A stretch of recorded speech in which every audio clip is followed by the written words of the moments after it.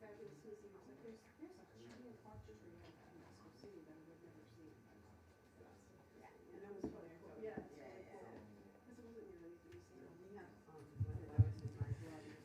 Hello, everybody. Good evening, ladies and gentlemen. Thank you for those of us who are joining us online. My name is Elijah Maduro, and I am the Education and Production Specialist here at the National Jazz Museum in Harlem.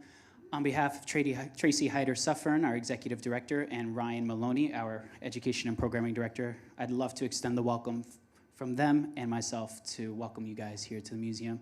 Just a quick show of hands. Tracy always loves to do this. Who is here for the first time at the museum? Just a quick show. Awesome. Well, for those of you that are here for the first time, welcome. As Tracy always likes to say, welcome home. This is your home. You are more than welcome to come on back, bring your friends, and thank you again for always coming to support free live music and programs that we do here at the National Jazz Museum in Harlem. We can't thank you enough because with donations from you guys, from grant supports, and donations from the public, we are able to continue to offer almost 90 to 95% of our events free and for the public over here.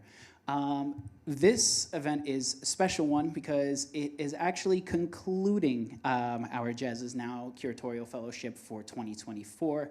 We've had an amazing run throughout this year with both of our Jazz Is Now Curatorial Fellows, Liani Mateo, who just concluded hers this past weekend, and with Luther, which you will see momentarily concluding his one today. But they have been nothing but special to work with, and they have brought so many amazing artists and amazing programs here to the museum, and we wanted to thank them personally. But without further ado, I will stop talking and leave it to the professionals to perform. Please welcome our Jazz Is Now 2024 Curatorial Fellow, Luther S. Allison.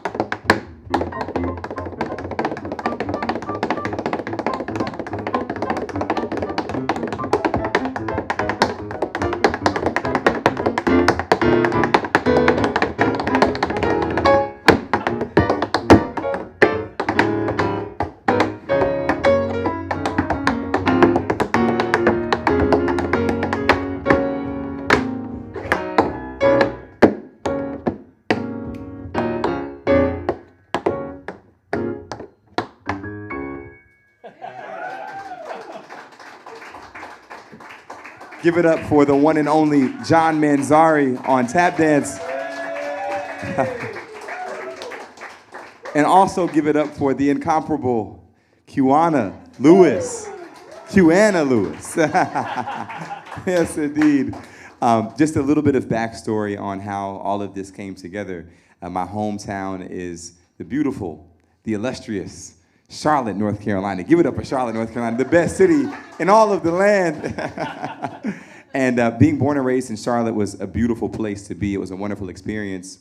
And I have a lot of memories of doing certain performances when I would be playing piano along with a group, and maybe there was a spoken word artist in front, and accompanying them was also a visual artist. And there was always this interdisciplinary aspect of the arts that I was able to see growing up. So when I had this incredible experience here at the National Jazz Museum in Harlem to curate different projects, for the final one, I said it would be beautiful to have a project where I can bring all of these influences together from my upbringing in Charlotte all the way here to New York City. And so John and I were actually connected through somebody at Jazz at Lincoln Center through the pandemic. Her name is Georgina Javor. And she put us in touch with each other, and it took some time for us to finally start to get to work together, partially my fault, but probably all my fault, honestly. But once we started to work together, and really after meeting him instantly, I felt a connection to him as if it was family that I hadn't met yet, but it's like in some way we felt connected or related to one another. And so we've been able to develop our relationship on and off the bandstand, and we have a lot of times that we just hang out together and listen to music and just chop it up and tell jokes, but a lot of times where we're very serious on the bandstand, we get to work through our craft and our art form. And so it's been a beautiful journey to work alongside this great brother of mine. Give it up one more time for John Manzari. Absolutely. And it's funny because when this opportunity came up to create this last show, I wanted to do something unique. I opened up with my sextet, which is a newer project, which I've been doing a lot of work with. And for the final one, wanting to add the component of art, I remember asking myself one day, I said, man, I really don't even know any artists. I don't really know many in New York. All I know is just musicians, some singers, a couple of actors here and there. And then that's literally right when I came across this person's page. And I said, man, you're doing some incredible work. And I remember seeing something we just mentioned earlier in Brooklyn. I think it was the anniversary of Do the Right Thing. Is that right? And a couple of your pieces, I think, were featured at this event in Brooklyn. And I remember seeing this shortly after I found your page. I said, wow, this person is clearly the real deal. And it's funny, we were in sound check earlier, and right when she started doing some sketches, John and I looked up, and we're like, oh, you really do this. You really do this. You're really a true artist out here. You know, black folk, we put an extra word. You an artist. But anyways, it's been beautiful we just met for the first time today, funny enough, but we've been speaking in the days leading up to this. And even as we're performing and playing the music and dancing, looking up at the art that she's creating is also giving us influence to take things in a different direction. And so we just thank her so much for taking her time to be here with us, and give it up one more time for Quiana Lewis. So we're kind of going through, the concept is essentially going through many different feelings and emotions that we deal with as human beings here in this world, and especially in the climate that this country in particular is in. We don't have to go deep into anything. But it's a hot mess. But anyways, I'm gonna leave that right there. It's a hot mess. So I think it's important for us as artists to accent and to highlight the full range of human emotion. It's one thing to experience one or two things and to have an amazing or a deep amount of feeling within that one emotion or two emotions, but we would love to express a full range of emotions throughout this show. And so that was kind of the concept for even bringing all of these different artists together. So the first piece was composed by the great Cedar Walton from Dallas, Texas. And that one kind of is somewhat tied to my spiritual roots. And that piece was entitled Holy Land. And the second piece that you heard, if you look at the lyrics, they're very beautiful. That's your homework for tonight. The second piece is called Love Thy Neighbor, which I think is very timely for where we are politically, economically, in every sense of life right now. And now we're going to follow this up with a piece by the great, well, I first heard from Mulgrew Miller, but by Antonio Carlos Jobim, and this is O Grand Amour.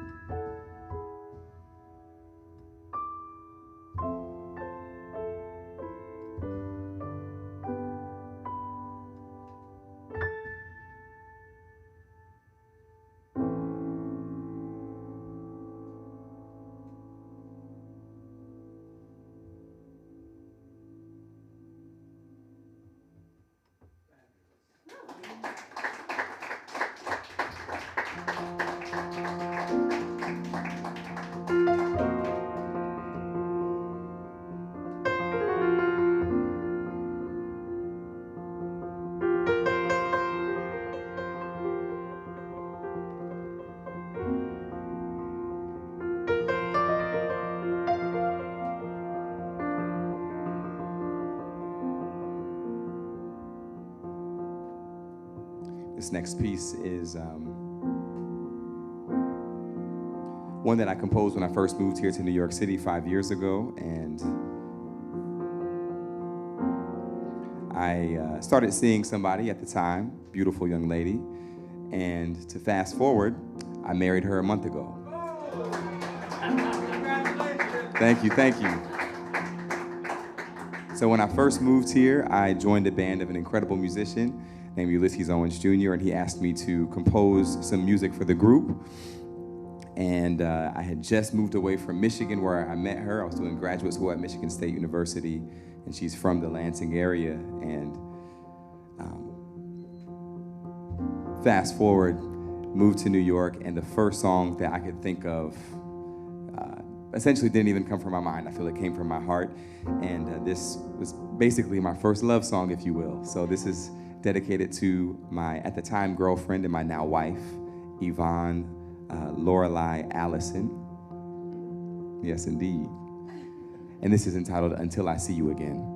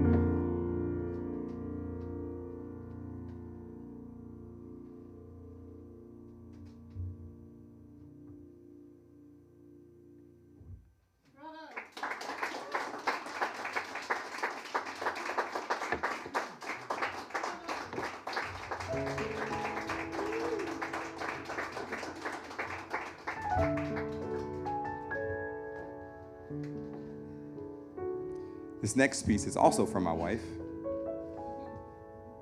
I was playing.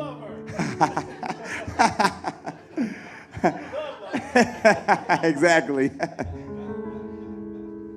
The first piece I was playing pretty often, and it got to the point where maybe it was being overplayed. And my wife said to me, "Honey, I really love that song, but maybe you could write another one for me." So I said, "Sure, I can write one." And this is actually a term that I feel is said pretty often within our community. And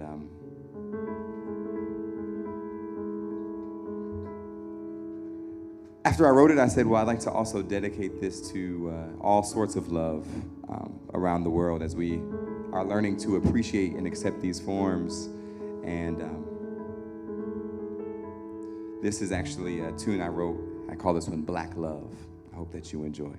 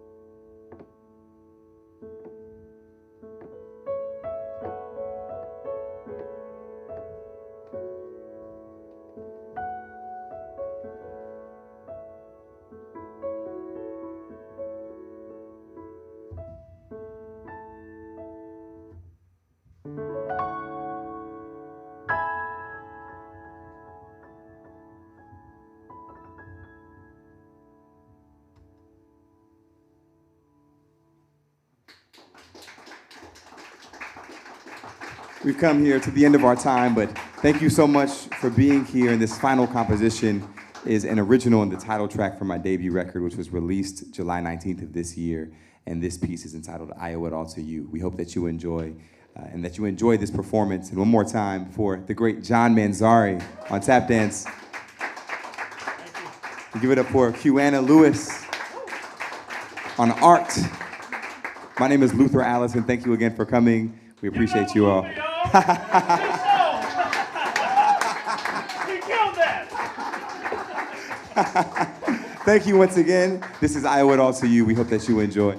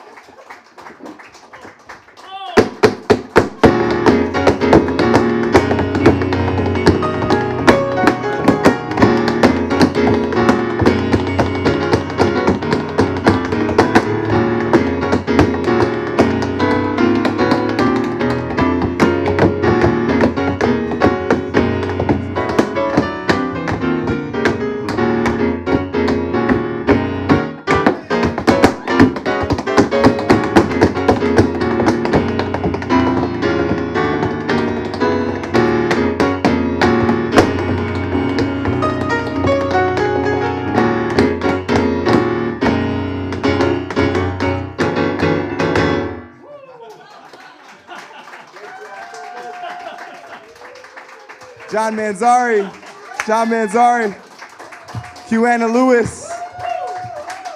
Thank you all so much for coming. Have a beautiful evening. Thank you all.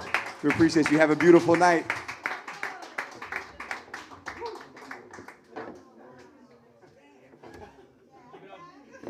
Give it up one more time for Luther S. Allison and his wonderful, wonderful presentation.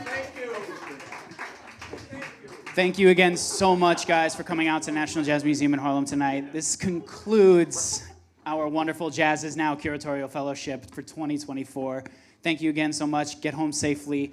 Please, if you feel free to donate, feel free. Any donation counts. It feels great. Thank you so much, you guys, and have a great night.